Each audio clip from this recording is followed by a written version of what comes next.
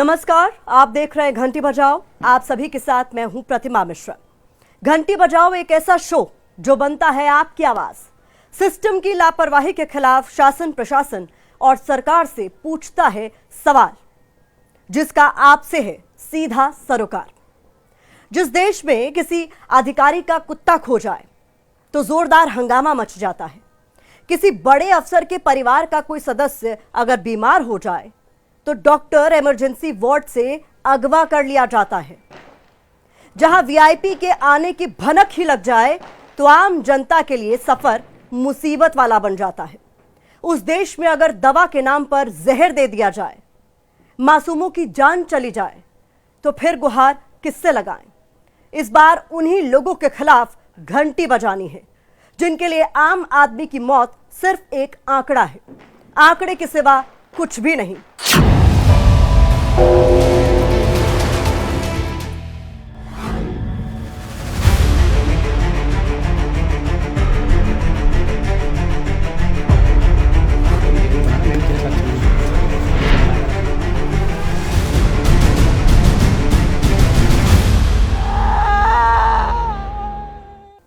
शिवम, विधि, Adnan, Usaid, Rishika, Shreya. किसी की उम्र 5 साल, किसी की 4 साल, किसी की तो महज 1 साल। कोई तो कुछ महीने पहले ही इस दुनिया में आया था। ये नाम उन मासूम बच्चों के हैं जिनकी जहरीले सिरप ने जान ले ली। इनकी जिंदगी बचाई जा सकती थी, या आज अपने माता पिता की गोद में होते। अगर हमारा सिस्टम सो नहीं रहा होता। मध्य प्रदेश से लेकर राजस्थान तक सिस्टम की लापरवाही के कारण 20 से ज्यादा बच्चों की मौत हो गई। लेकिन हद तो यह है, इन बच्चों की मौत के बाद भी हमारा सिस्टम जागने को तैयार नहीं और नेता टोपी ट्रांसफर के खेल में लगे हैं।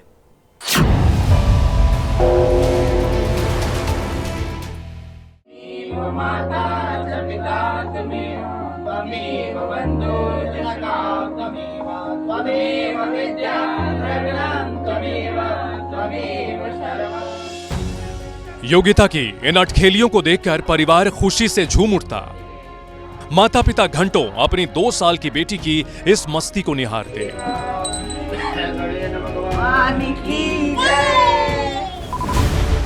लेकिन अब योगिता इस दुनिया में नहीं है। वो केवल इन तस्वीरों और यादों में जिंदा है। एमपी की योगिता ने भी सर्दी बुखार के बाद वही जहरीला कोल्ड्रिफ कफ सिरप पिया था जो 3 साल की विधि, 1.5 साल के गोविंद, 8 साल की शहरीशा, 4 साल के उसेर, 5 साल के अदनान और बाकी बच्चों ने पिया था।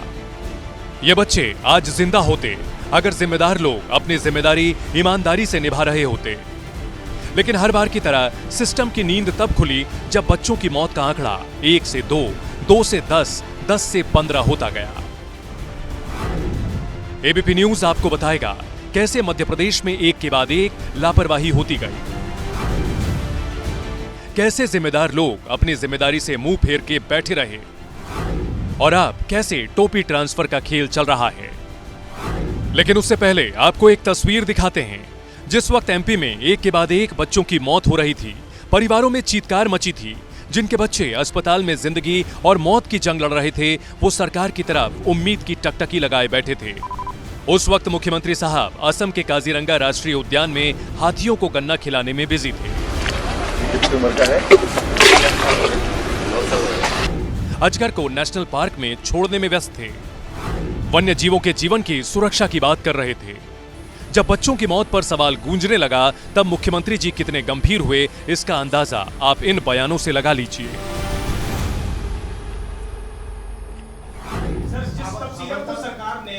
अरे भाई, ये हो गए ना भी, कल की बात आप आज मत लाओ उसको, आज की बात करो ना यार। यहाँ पर मेरी बात तो सुनो भाई, तुम तो समझदार हो।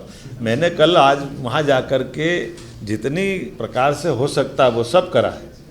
हम आज अपने पूरे दिन की बात करें, आप बात मान के चलिएगा, सरकार ने हर विषय का मौके पे जा कर के, यहाँ तक कि बड़ा आपको जानकारी होगी कि हमारे अपोजिशन की पार्टी के अध्यक्ष जी घर घर नहीं जा पाए, वो एक जगह बिठा के बात कर रहे हैं।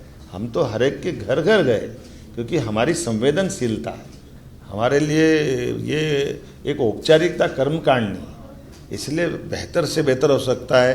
हमने कार्रवाई भी की, बाकी काम भी किया।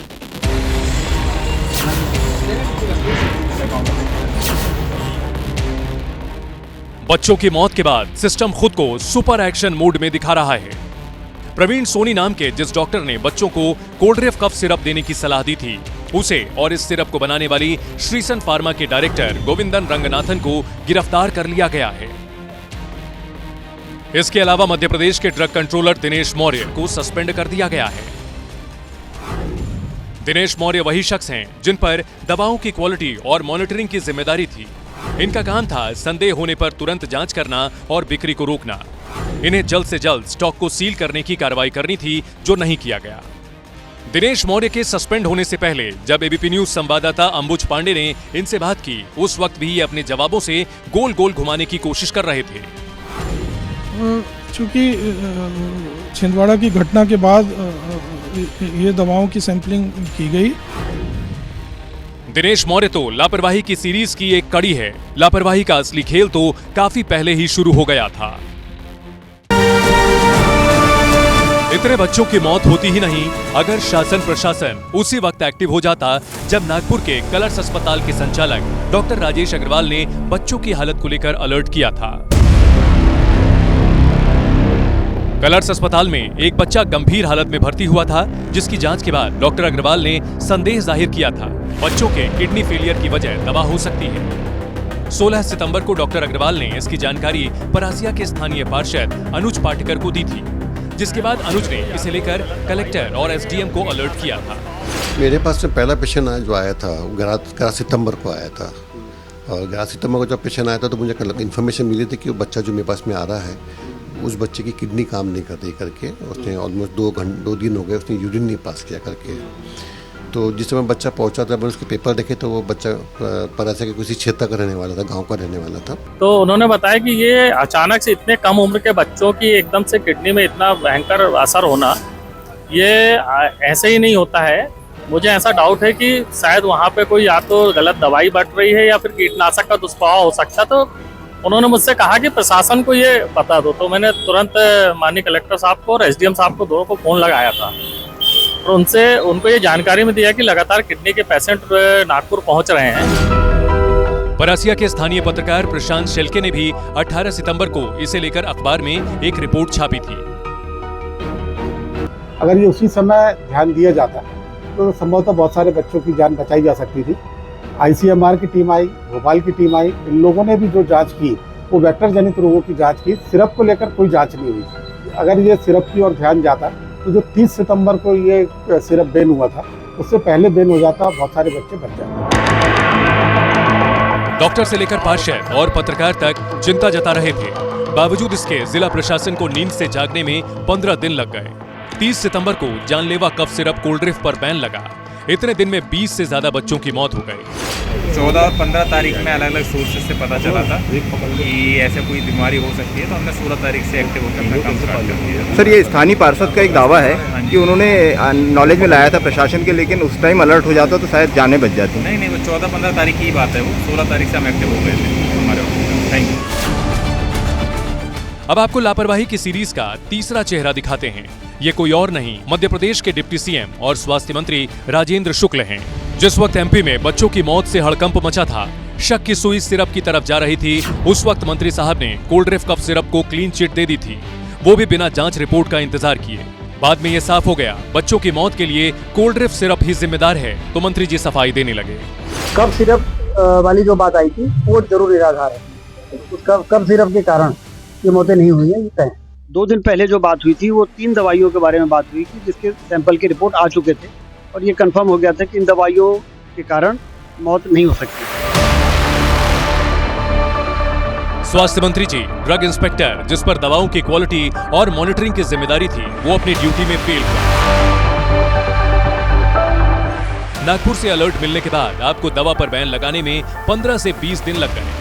हद तो तब हो गई जब बच्चों की मौत के बाद बिना जांच रिपोर्ट आए आपने जहरीले सिरप को क्लीन चिट दे दी। सोचिए, मंत्री जी के क्लीन चिट देने के बाद कितने और माता पिता ने ये दवा खरीदी होगी, अपने बच्चों को पिलाई होगी। लापरवाही और उसके कारण हुई इतने बच्चों की मौत के बाद अब मध्य प्रदेश में एक नया खेल शुरू हो गया है। ये खेल है टोपी ट्रांसफर का। इस खेल के खिलाड़ी हैं मध्य प्रदेश के स्वास्थ्य राज्य मंत्री नरेंद्र शिवजी पटेल, जो 20 से ज्यादा बच्चों की मौत के लिए अपना दामन बचाकर तमिलनाडु सरकार पर ठीकरा फोड़ रहे हैं। जहाँ से दवाई बनी है उसी पॉइंट पर गड़बड़ी हुई है और वो गड़बड़ी तमिलनाडु में स्थित फैक्ट्री में हुई है, तो तमिलनाडु सरकार भी इस पे कार्रवाई करे। तो सवाल ये भी उठता है कि 2 दवाइयाँ और गुजरात सरकार की भी आई हैं, गुजरात की स्टेट से, तो उनकी भी चूक मानी जानी चाहिए ना। बिल्कुल, देखिए जो भी दवाइयाँ आई हैं इस केस में केवल जो तमिलनाडु की दवाई है उसमें एक बहुत ज़्यादा मात्रा में पाया गया था जिसके बच्चों पर ये असर हुआ। ये कह रहे हैं कि ठीक है तमिलनाडु पे आप लोग टारगेट कर रहे हैं, फिर आप कहें कि गुजरात सरकार भी जिम्मेदार है। मैंने कहा ना आपसे, आप दोनों विषय को मिलाइए मत। अभी जो घटना हुई है उस घटना में तमिलनाडु में बनी हुई दवाई से ये हुआ है, परिणाम हुआ। मंत्री जी, इसमें कोई शक नहीं, तमिलनाडु सरकार जिम्मेदार है, क्योंकि वहीं ये जहरीला सिरप बन रहा था। लेकिन मौत मध्य प्रदेश में हुई है, इसलिए जिम्मेदारी तो आपकी ही बनती है। ऐसा क्यों है? सरकार और व्यवस्था की नींद हादसे के बाद ही क्यों खुलती है? और नींद खुल भी जाए तो क्या वो पूरी तरह होश में आ पाते? एबीपी न्यूज ने इसकी जब पड़ताल की तो चौंकाने वाले खुलासे हुए। मासूमों की मौत के बाद भी लापरवाही का आलम बरकरार है। हैरानी की बात यह है कि जो दवाएं संदेह के घेरे में हैं, वो अब भी बाजार में बिक रही हैं। इतना ही नहीं, दवाओं को जांचने वाले लैब हैं तो उनमें से कुछ किसी काम के नहीं। जान लेने वाले इसी लापरवाही के खिलाफ आपको बजानी है घंटी।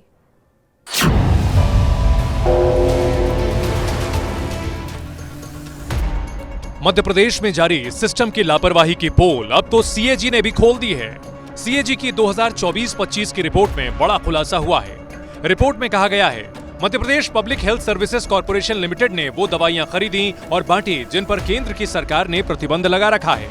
रिपोर्ट में लिखा गया है, central drugs standard control organisation ने ड्रग्स एंड कॉस्मेटिक्स एक्ट 1940 के तहत 518 दवाओं और फिक्स डोज कॉम्बिनेशन पर प्रतिबंध लगाया था। केंद्र सरकार ने इन दवाओं के निर्माण, बिक्री और वितरण पर रोक लगाई थी। बावजूद इसके MPPHSCL ने इन दवाओं को खरीदा और अस्पताल तक पहुंचाया। ये रिपोर्ट बताती है कि साल 2017 से 22 तक सुप्रीम कोर्ट की रोक के बावजूद मध्य प्रदेश की सरकार ने प्रतिबंधित दवाएं खरीदी और न तब कार्रवाई हुई और न अब किसी पर कार्रवाई हो रही है। हम बार बार कह रहे हैं, इनमें से कई मासूमों की जान बचाई जा सकती थी अगर सिस्टम सो नहीं रहा होता, शासन प्रशासन अपनी जिम्मेदारी ईमानदारी से निभा रहा होता। कफ सिरप मामले में शुरू से लापरवाही बरती गई, फिर चाहे सैंपल की जांच पहले ना होना हो या इसकी रिपोर्ट आने से पहले उसे क्लीन चिट देना, लेकिन इसके बीच भी कुछ है जो इन मासूमों की मौत की वजह बना, और वो है दवा के सैंपल की जांच रिपोर्ट, जिसके लिए किसी ने कोई हड़बड़ी नहीं दिखाई। रिपोर्ट का इतनी देर से आना, इसका कारण आपको पता चलेगा तो आपके पैरों तले जमीन खिसक जाएगी। दवाओं के सैंपल की जांच के लिए केवल 3 लैब हैं, जिसमें भोपाल, जबलपुर और इंदौर शामिल है। इनमें भी सिर्फ भोपाल लैब ही पूरी तरह फंक्शनल है, लेकिन इसकी भी हालत बहुत अच्छी नहीं है। खुद Madhya Pradesh food and drug department की जॉइंट डायरेक्टर टीना यादव ने एबीपी न्यूज के साथ बातचीत में माना, विभाग के पास कर्मचारी और अच्छी मशीनों दोनों की कमी है। लैब का आधुनिकीकरण का काम रखना एक सतत प्रक्रिया है। पूर्व में जो स्थिति थी उससे आगे स्थिति, अब वर्तमान में स्थिति चेंज हुई है और भविष्य में भी आगे वो सतत प्रक्रिया के तहत चेंज होती ही रहेगी। तो अभी जितने उपकरण हैं उसके हिसाब से काम कर ही रहे हैं और जितना भी वहाँ पर उपकरणों के क्षेत्र में जितना भी विस्तार होगा उसके हिसाब से वहाँ पर भी वृद्धि करेंगे। यहाँ की लैब को और ऑथेंटिक बनाएंगे और इफेक्टिव बनाएंगे। हमें ड्रग कंट्रोलर ऑफिस परिसर में ड्रग टेस्टिंग वैन खड़ी दिखाई दी। हमारे संवाददाता अंबुज ने इनकी जांच की तो ये खस्ताहाल निकली। ये जो लैब है इस मशीन के अंदर, ये इस वैन के अंदर आपको दिखाई दे रही है, जो कि अब किसी काम की नहीं है, जो कि अब कंडम स्थिति में यहाँ पर पड़ी हुई है, जिसका कोई इस्तेमाल हो नहीं रहा है। ये ऐसी हालत में खड़ी हुई है जिसका अब कोई उपयोग नहीं है। एबीपी न्यूज की टीम जबलपुर के ड्रग टेस्टिंग लैब भी पहुंची, जो करीब 3.5 करोड़ की लागत से बना है, लेकिन ये सफेद हाथी साबित हो रहा है, क्योंकि इतना पैसा खर्च करने के बाद भी कफ सिरप की गुणवत्ता मापने वाली मशीन इस लैब में है ही नहीं। जैसे ये कोल्ड ड्रिप कफ सिरप तो इसकी जांच के लिए भोपाल भेजा गया, यहाँ नहीं हुआ है। नहीं, यहाँ पर अपने यहाँ पर मुझे मशीन है GLC, जिसमें मतलब वो कभी DEG और EG का मतलब टेस्ट होता है, वो अभी उपलब्ध नहीं है अपने यहाँ मशीन। इस लापरवाही के खिलाफ घंटी बजाने का समय आ गया है, ताकि ना तो आपके टैक्स का पैसा बर्बाद हो, ना ही आपके अपनों की जिंदगी खतरे में पड़े।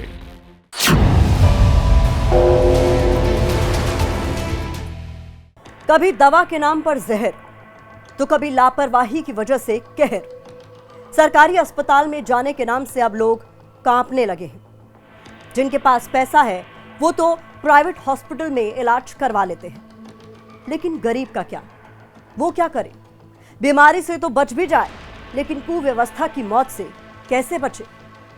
जयपुर के बड़े सरकारी अस्पताल सवाई मानसिंह के ट्रॉमा सेंटर के आईसीयू में बीमारी से नहीं, आग लगने से 8 मरीजों की जान चली गई। और जिन पर ऐसे हादसे रोकने की जिम्मेदारी थी, वो रिश्वत से अपनी जेब भरने में जुटे हुए थे।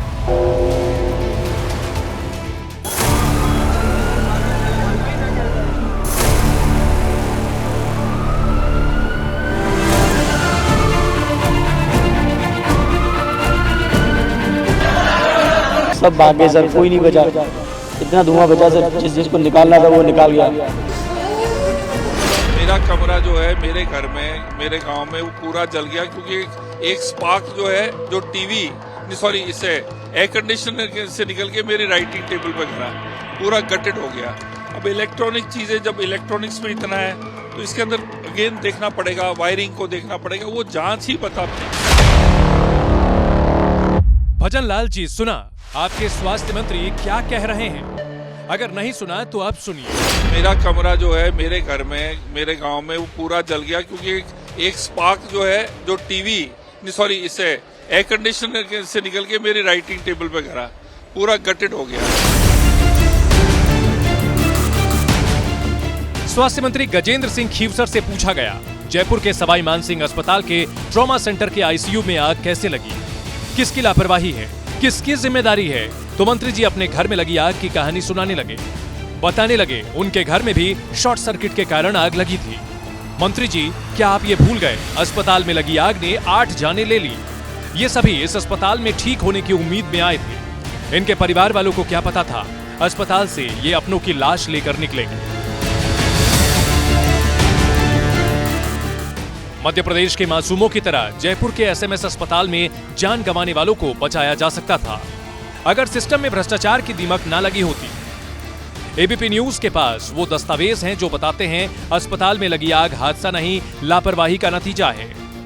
पिछले 50 दिन में मेडिकल कॉलेज के प्रिंसिपल और हॉस्पिटल के सुपरिटेंडेंट को ट्रॉमा सेंटर के नोडल ऑफिसर डॉक्टर अनुराग धाकड़ ने कई चिट्ठी लिखी, जिसमें उन्होंने इलेक्ट्रिक सप्लाई पर सवाल खड़े करते हुए इसे लेकर खतरा जताया।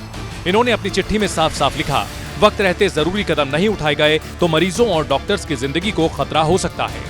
लेकिन किसी ने इनकी चेतावनी पर ध्यान देने की जहमत नहीं उठाई, जिसकी कीमत 8 लोगों ने अपनी जान देकर चुकाई। क्या क्या कमियां थी और कब आपने लेटर वगैरह लिखे थे? मैं पिछले कई माह से आवश्यकता अनुरूप जो भी अव्यवस्था या परेशानी थी उसके संदर्भ में सूचित करता था। क्या प्रमुख रूप से क्या अव्यवस्थाएं थी, क्या कमियां था जिन्हें सुधार किया जाना चाहिए था? उदाहरण स्वरूप जैसे टॉप फ्लोर पर कंस्ट्रक्शन चल रहा था तो उसकी वजह से थोड़ा ओटी में लीकेज था, कई बार करंट की भी प्रॉब्लम आती थी उस दरमियान, और इसके अलावा जो अभी आपने बताया इस प्रकार की समस्याएं फॉल सीलिंग से रिलेटेड जो भी रिलेवेंट प्रॉब्लम्स होती हैं वो मैंने समय समय पर बताया। मुख्यमंत्री भजन लाल जी, देखिए, सुनिए और सोचिए आपका सिस्टम किस हद तक लापरवाह हो चुका है, जिसे लोगों की जिंदगी की भी परवाह नहीं है। लेकिन ये तो लापरवाही की पहली किस्त है। आगे जो हम बताने जा रहे हैं उसे जानने के बाद आपके होश फाख्ता हो जाएंगे। यह है सवाई मानसिंह हॉस्पिटल के न्यूरो डिपार्टमेंट का हेड डॉक्टर मनीष अग्रवाल। मनीष अग्रवाल उसी आईसीयू वार्ड का भी हेड है जहां 3 दिन पहले आग लगी थी। इसका अस्पताल के प्रशासनिक कामों के अलावा दवाओं की लोकल परचेज और हर तरह की सरकारी खरीद में भी दखल था। इसे एसीबी की टीम ने 1 लाख की रिश्वत लेते रंगे हाथ दबोचा है। डीजी मैम के पास ये परिवादी पेश हुआ था और इसने बताया था कि मुझसे मेरे 12.5 लाख रुपए का बिल बकाया है और डॉक्टर मनीष अग्रवाल उस बिल को पास करने में सक्षम हैं। उनके काउंटर साइन के बाद ही मेरी पेमेंट रिलीज होती है, तो वो मेरी पेमेंट को रिलीज नहीं कर रहे हैं और मेरे बिलों को एक बार तो फेंक दिया गया और अब जो है मुझसे रिश्वत की मांग की जा रही है। तो उसके बाद हमारे द्वारा मांग सत्यापन किया गया तो उसमें ये सही पाया गया। मनीष की गिरफ्तारी से हॉस्पिटल में फैले भ्रष्टाचार की पोल खुल गई है। ऐसे में क्या सवाल नहीं उठता, अस्पताल में लगी आग भ्रष्टाचार का ही नतीजा हो? एक के बाद एक कई सबूत सामने आ रहे हैं जो इशारा कर रहे हैं एसएमएस अस्पताल में लगी आग के लिए शॉर्ट सर्किट से ज्यादा लापरवाही और भ्रष्टाचार जिम्मेदार है, जिसके खिलाफ आपको घंटी बजानी होगी ताकि फिर ऐसी तस्वीर सामने ना आए। तो फिर उठाइए फोन और बजाइए घंटी, क्योंकि आपकी एक घंटी सोते हुए सिस्टम को जगा सकती है, जिम्मेदार लोगों को उनकी जिम्मेदारी याद दिला सकती है। घंटी बजाओ में आज बस इतना ही। अगले हफ्ते मैं फिर आऊंगी किसी बड़े मुद्दे के साथ। तब तक आप देखते रहिए एबीपी न्यूज।